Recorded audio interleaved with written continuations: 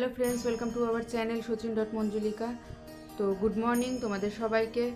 তো আজকে সকাল থেকে ভিডিও দিচ্ছি। তো আজকে তোমরা সবাই জানো আজকে 22শে জানুয়ারি, আজকে রাম মন্দির উদ্বোধন হবে অযোধ্যায়।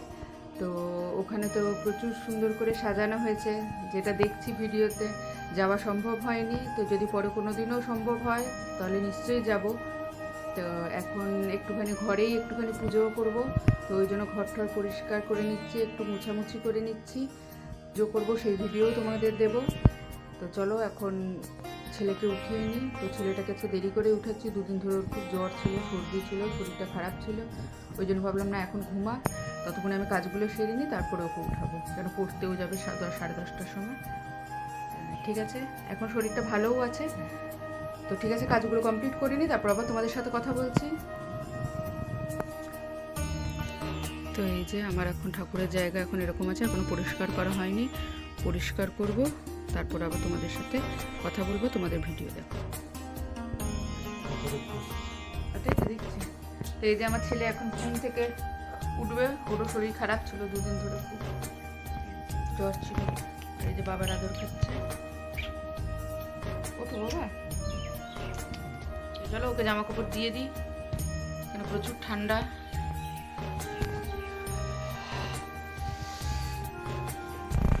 তো এসে গেছে পুজোর সব জিনিসপত্র নিয়ে,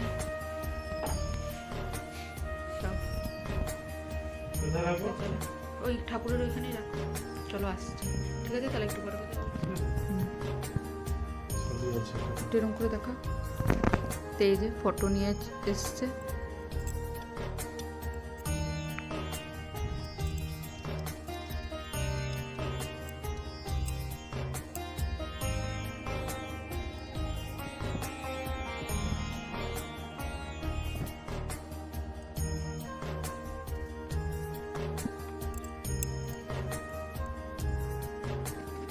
বজরঙ্গবলী স্নান হয়ে গেছে।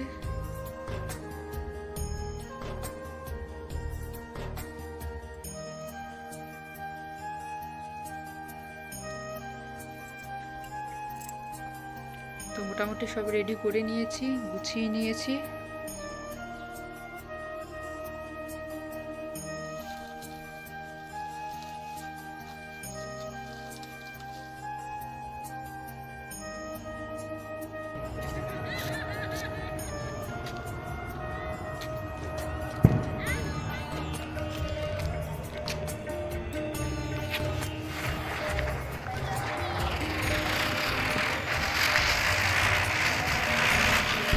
চলে আসছে দিদি, বাবা সরে যা।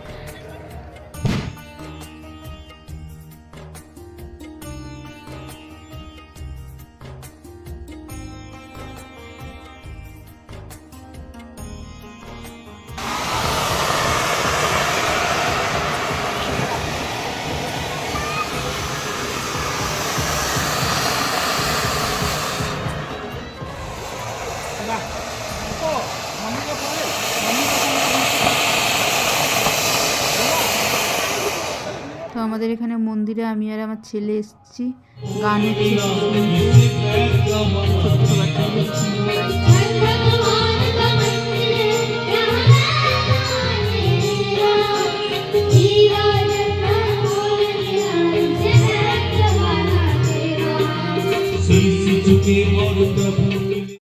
তো এখন গেছিলাম একটু আমাদের এখানের মন্দিরে।